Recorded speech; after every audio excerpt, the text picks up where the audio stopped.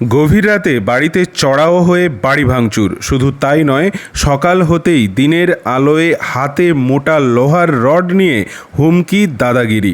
দাসপুর থানার আরিড গ্রামের ঘটনা। শনিবার গভীর রাতে গ্রামের জিতেন প্রামাণিকের বসতবাড়ির এক অংশ ভাঙা হলো।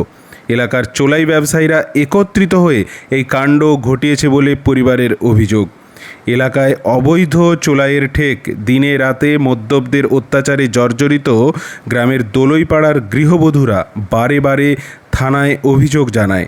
তারই ফলস্বরূপ ওই পাড়ার জিতেন প্রামাণিকের মাটির বাড়ি ভেঙে দেওয়া হয় বলে অভিযোগ। সোমবারের সকাল থেকে হাতে রড নিয়ে অশ্রাব্য ভাষায় গালিগালাজ, সাথে হুমকি।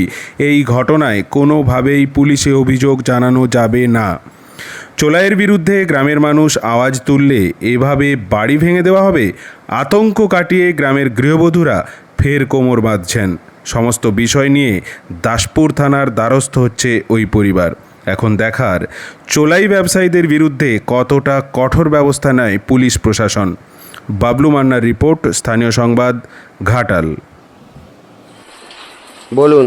চোরাই মদের বিরুদ্ধে উচ্ছেদ করছি বলে আমাদের বাড়ি ঘরগুলো ভাঙচুর করছে, আমাদের থাকতে দিবেন না। প্রশাসনকে অনুরোধ, আমাদের পাশে থাকবেন। মান্দু কই রে, মান্দু ডাক, নালা মারা গেট ফের ভেঙে ঢুকে যাবো। মান্দু ডাক, ভিডিও কর, ভিডিও কর, ভিডিও কর, ভিডিও কর, এই ভিডিও কর, ভিডিও কর। তুই দেখেছিস? হ্যাঁ, মান্দু খুশি মেরেছে। আরে বাংলা মা খুশি এটা মারলো। তুই তো মানে নেশা করে পড়ে তুই তোর এরকম দুর্দশা হয়েছে। কি বললাম? তোমাকে চলে তো ভিডিওটা কর, ভিডিও কর, কর, ভিডিওটা করে কর, পয়তারি মারাচ্ছে, কর, দেখো চল।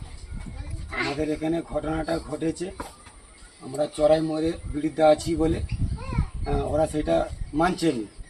আমরা চাই যাতে মদরা উঠে যাক, সবাই সুস্থভাবে বাঁচুক, শান্তি শৃঙ্খলাভাবে থাকুক। ওরা সেটা মানছে না।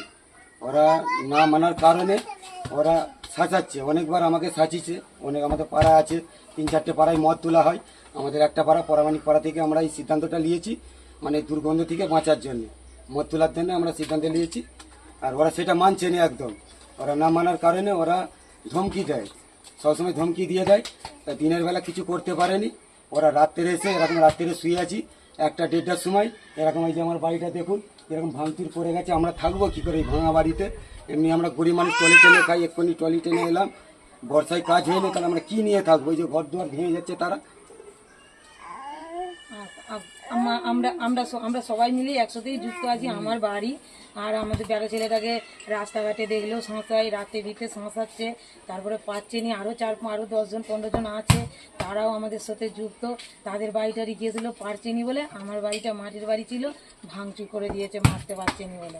আমি ছেলে পুলে নিয়ে থাকি, আপনারা একটু স্টেপ নিন যেন না আমাদের বাচ্চা টাচ্চা যেন সুরক্ষিত থাকে। আমাদের বেড়া ছেলেটা ট্রলি ভ্যান ছেলে খাট সংসার চালায়, তাই আপনারা একটু দেখুন। আমাদের আমাকে ওই রকম রাত্রের বেলা এসে মারধর করে গেছে।